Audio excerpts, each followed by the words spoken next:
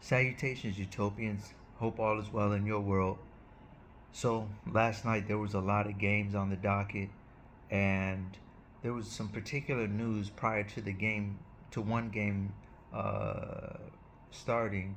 The Pelicans versus the Golden State Warriors. Steve Kerr announced that Jonathan Kuminga would be moving to the second unit, aka the bench, uh, in favor for Moses Moody, who they just recently re-signed to a 3-year, $39 million deal. Uh, Congrats to Clutch Sports. Congrats to Moody, um, who embodies the spirit and the essence of what the Golden State Warriors represent. I'm a bit concerned for Kuminga because uh, I feel like he's heading down the wrong path, and he's becoming more and more lost during these critical contract negotiations.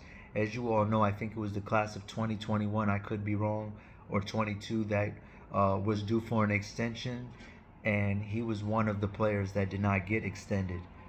And that raised eyebrows, but not a lot of people were surprised because we all know there's a big time disconnect between the Warriors' willingness to pay and what Kuminga deems himself to be of value.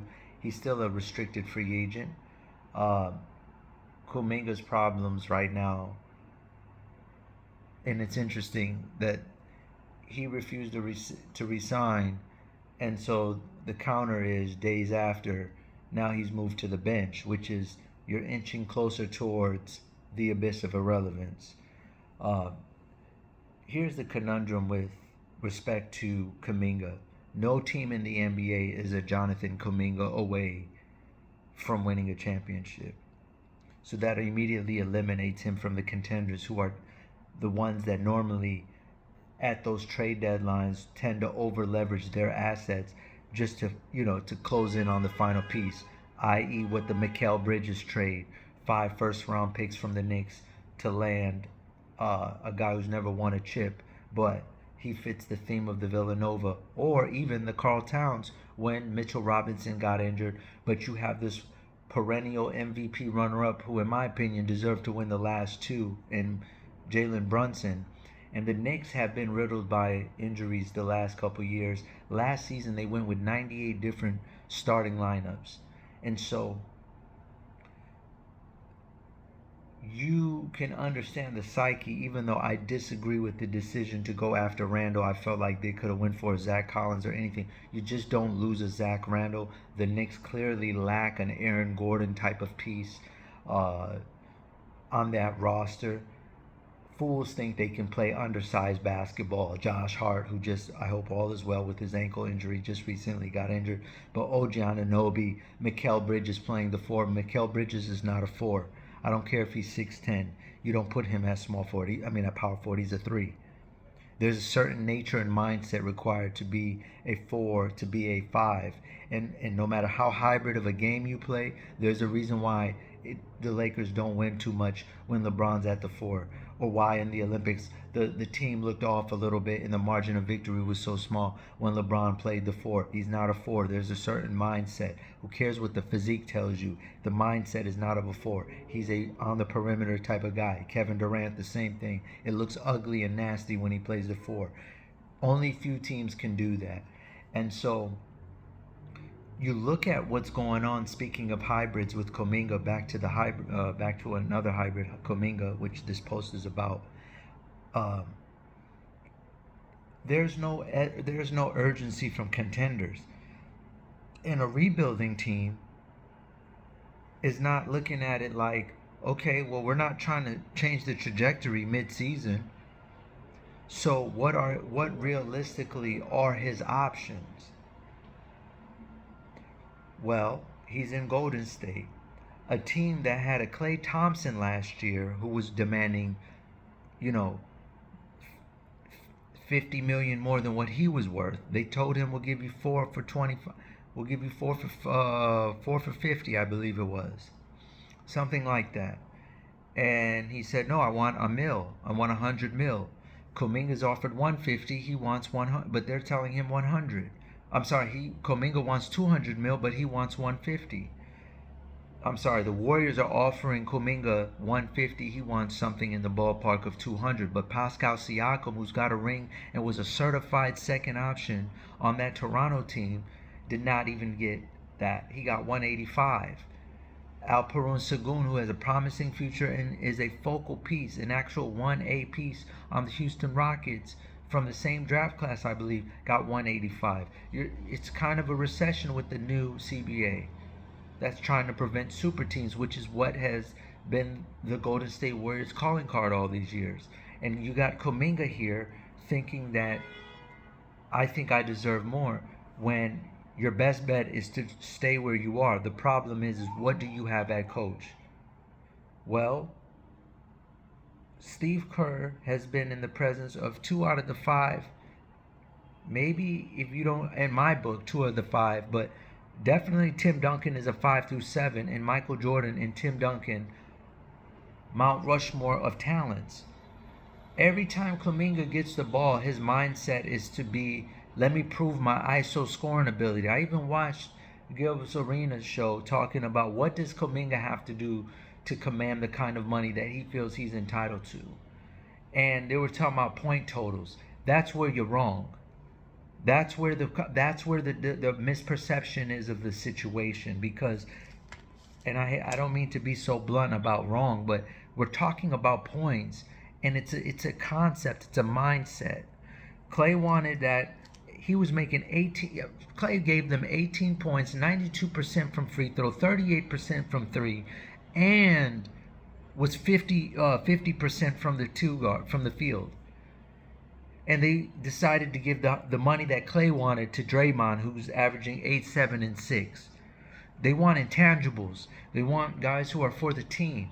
That's where Kuminga is looking. And ironically, the news when it happened when they played against the Pelicans. You know who was a similar player who approached his contract year the same way and ended up getting traded? Brandon Ingram. Brandon Ingram, when it was Brandon Ingram and LeBron and Kuzma, you know why Kuzma was the last to go? Because when Kuzma gets the ball, he catches and shoots. When Ingram gets the ball from LeBron, he catches, triple threat, scans the floor, tries to figure out how he can get his buckets. That is an ultimate team killer. I bet you subconsciously, even if visibly you don't see it, Steve Kerr, whenever Kuminga gets the ball, just rolls his eyes like, oh, here we go. Gonna try to prove he can score. What gets you to the bag is showing that you can anchor the defense. What gets you to the bag is showing that you can facilitate the offense. Create open looks for others. Set quality screens. The little things is how you get paid in Golden State. That's how you get the golden bag. And unfortunately, that's how you get the king's ransom. And unfortunately, King Kuminga is still trying to prove he's an ISO scorer. And there's just certain points, even though last night he dropped 18. And guess what? Moses Moody dropped 18 as the starter. Why he gets exposed sometimes? Because you don't see a fluid handle. You do see the guys struggling to knock down an open three, spot up three. Those are the things that are going to get cherished more. The complementary mindset paired with the capability of taking over when need be. But with Kuminga, it's strictly ISO heavy basketball, and he's learning the hard way now. And to put it even close, Moses Moody, how I started the video, Moses Moody's the first 2 years, 3 years in the league, that however long he's been, he didn't even get any minutes. Yet Dunleavy felt comfortable giving him 3 years, 39, 3 years, $40 million. Why is that? Because the way he conducted himself, he showed the flashes and glimpses every time, even when they pulled him, which is the number one way you ruin a young player's confidence, is when they're playing. They're showing productive game, and you pull them from the game for no reason other than it's not part of the program right now. It's not right. It's not in the cards for you right now to be showing up like this. That's not what we need. And so you go to the bench. How they respond. You see Gordon Hayward out the league. Should not have said anything about his OKC situation. You look at Moody, on the other hand, hasn't played in 3 years. No problem. We write you 40 M's. Immediate key cog role player money. key rotational piece. And when you take a little less money, guess what? Rather than go for explore free agency, you get a little bit more minutes and shine. You just bought some more minutes for the less money that you take, which is what Moody played his cards perfectly did. He's ascending. Kuminga is descending. Kuminga's stock is dropping because he is still in the mindset, I have to score to get to that bag. Your market has been already decided, young man. Be cool with what they get. Thinking, how can I make the team better and be more well-rounded? Especially if you want to be felt, be that anchor, make those plays on defense that lead to offense. That's how you get in the graces of the franchise. And the second contract is where the supermax could be in play for taking the first bad contract or taking what you perceive to be a bad contract, which I think is fair because I don't get any feel that Kuminga is anything more than just empty calories type of player. Unfortunately, there's glimpses of greatness, but the superstardom is not him.